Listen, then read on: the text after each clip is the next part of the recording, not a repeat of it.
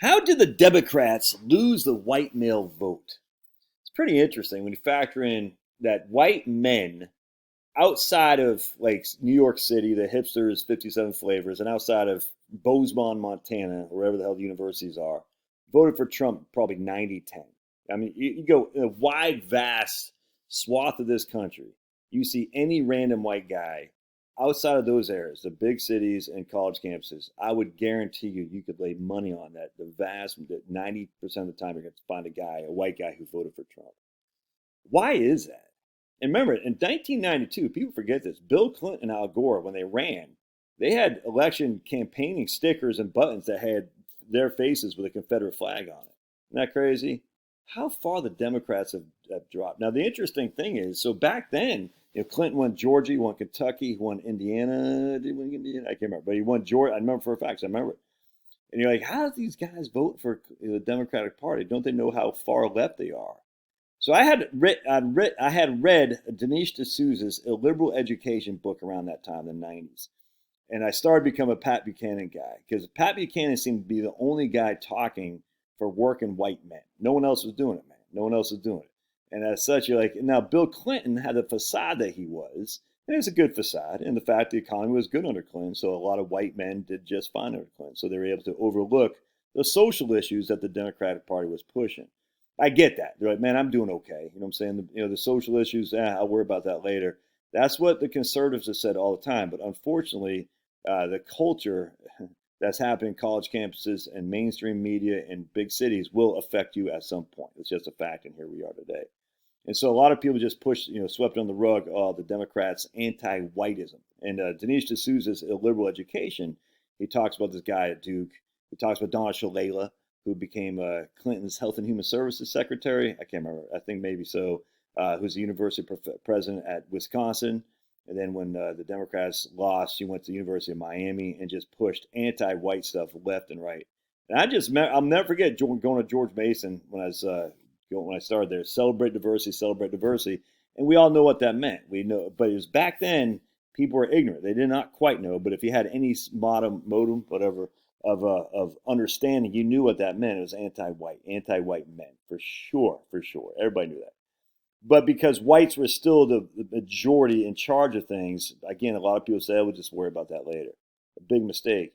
And even the Republican Party kind of did that too. I remember they called us, I wasn't there at the convention in Houston in 1992, but I was watching on TV in Washington, D.C. I'll never forget a guy named Mark Davis, who is a radio host, who was in WMAL in D.C. back then, and now he's in Dallas. I'm not sure if he's still got a radio host. He filled in for Rush Limbaugh a couple times. He called the Buchanan Brigades Hitler Youth. I couldn't believe it.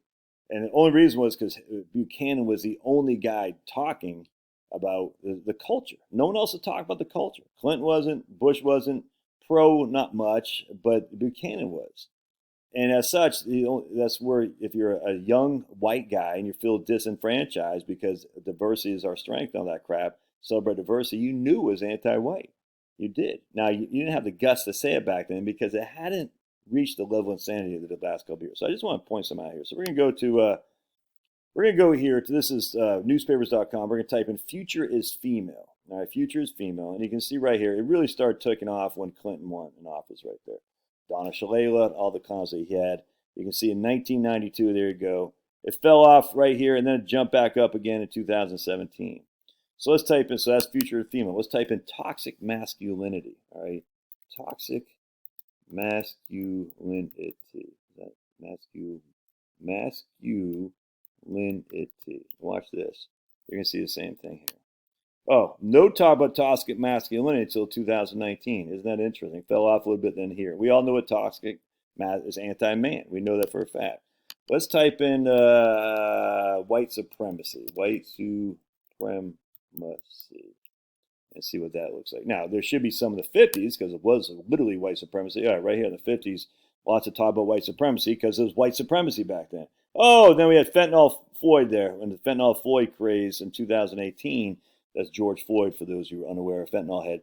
And you can see a huge uptick in white supremacy. And it's still here to 2021. Massive, as if, I mean, just look at that insanity. They were saying there's more talk about white supremacy than any other time other than the 1950s. How insane. We know what that means. In fact, let's do white supremacist.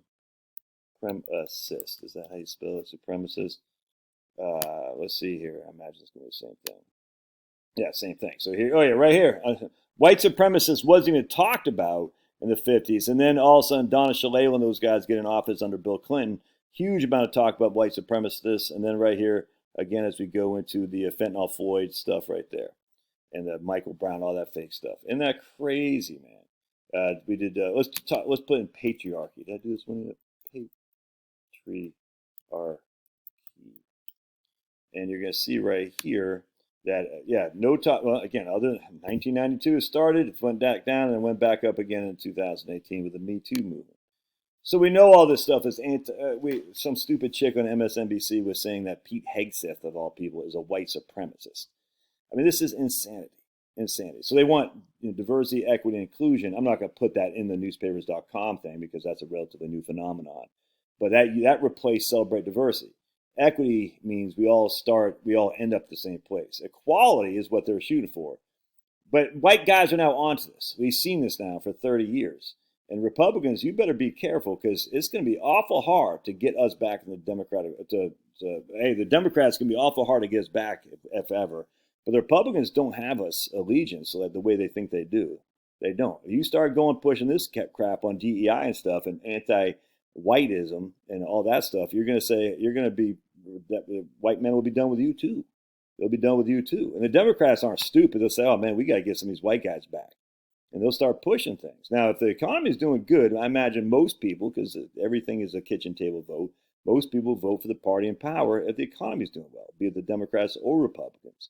If they're not facing mass inflation, they're probably going to they'll say, that's cool. It's all good. I don't like it, but it's all good. I got a job. I can pay the bills. I can put the kids through school or something like that.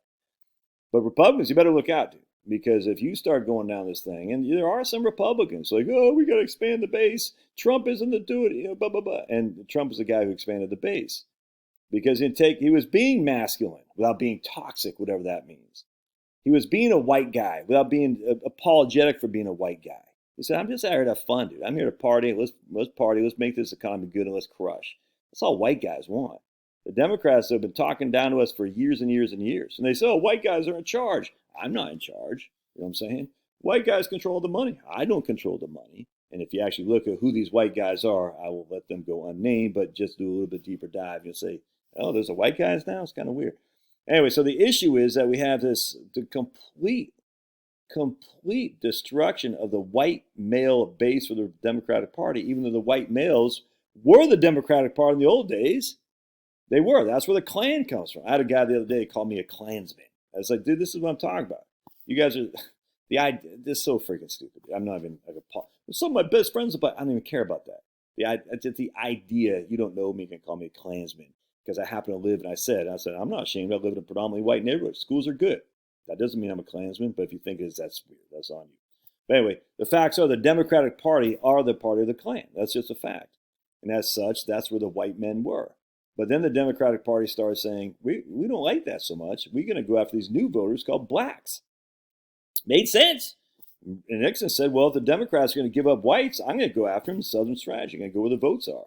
Well, Democrats are smart. LBJ, very racist, but he said, I'll get those ends to vote for me for the rest of their lives with his welfare state. That's what he said, LBJ. And he, look, 90%, if you go for seeing any random black woman, she's going to vote for the Democrats to say any random white guy votes for Republicans. It's just the way it is, dude. The Democratic Party is, and basically their base is black women. The Republican Party base is white men. And it'd be wise if Republicans said, we got to solidify the base, the white men, and we got to expand. Unlike Karl Rove, who said, we don't need to solidify our base because they have no place else to go. We're going to expand. And Karl Rove just won squeakers of a Bush election in 2000, a squeaker in a Bush election in 2004. Squeakers. Because he said, we're going to sacrifice maybe 15 to 20% of our white base in order to expand to minorities. And he didn't get the 20% he thought he was going to get. He thought he would sacrifice 10 to 15 to 20% white men and get 30% minorities. He didn't. Now, he did pretty well among the minorities, better than anyone did since Trump, up until Trump. But White men aren't there for the taking. Just like, oh, we can guarantee they're going to be there. I'm just telling you, they're not. You gotta go. You gotta go after the fools that say everybody's racist, everybody's this, everybody's that. You gotta say no. We're not playing that game. And then you don't say some of my best friends are black to show that you're not racist and all because everybody sees that. You gotta say no. We are here to promote values that makes America great. And those values are thrift, hard work, getting married. I know Trump is not a perfect moral example of this, but we all know what makes the country run. Hard work, thrift, get married, staying married, having babies, not out of wedlock. We all know this, man. We all know this. And the Republican Party, that's all they got to do. It's not going to say it's masculinity. In fact, I'm going to see if I can't show you this. Watch this thing, if I can find it. The Democrat, white guy's right here. A guy who says he got a pregnancy test that he's pregnant. Okay. There's a dude in the coal mines. I don't think it's a white guy, but white guys have done this for generations. In fact, in my book, Relax and Retire, I show a picture of a bunch of white guys coming up from coal mines, and they have blackface. You know what I'm saying? And literally, some Democrats say, "That's blackface." Men coming up from the coal mines, covered in soot. That's not blackface, you freaking fools. So here's men. That's toxic masculinity, obviously. And the funny thing is here, this guy says, the coal mining company is looking for female and non-binary colleagues. They're expanding their diverse and inclusive job offers. Yep. And so I want to show you something else here too. What I post, I can't remember if I posted it or not. But yeah, here it is right here. It's a picture I use. All these white guys. Here's the women, right? This is toxic masculinity, I guess. White guys coming up from the coal mines. I think there's a horse in here someplace too. I'm not going to find it. But anyway, so yeah, that's not good. What else did I post on here? No, like I said, there's another one I posted. I just can't remember what it is. But we don't believe men can get pregnant. We know we got to do the jobs that women won't do, and they shouldn't do. Frankly, there shouldn't be women in combat arms. Everyone knows this. There shouldn't be men competing against women in sports. That's just stupid. And we know this. And if this makes us toxic masculinity, then I'm happy to be toxic masculinity for sure. And we also know that we shouldn't be judged by the other color of our skin, but the content of our character. Shocking. Some guy said that. Weird. Anyway, that's why Democrats lost the white men vote and Republicans don't have them on a firm grip. You better be careful. And you don't want to say, oh man, white guy. No, we don't want to hear like white. I don't want to hear like white guy's this, white guy that. That's condescending. I just want to say, no, everyone's in America gets a free shot. And you make the best out as you want. Oh, it must be you might have white privilege to say that. Okay, whatever. Just stop that. All right. God bless. See you.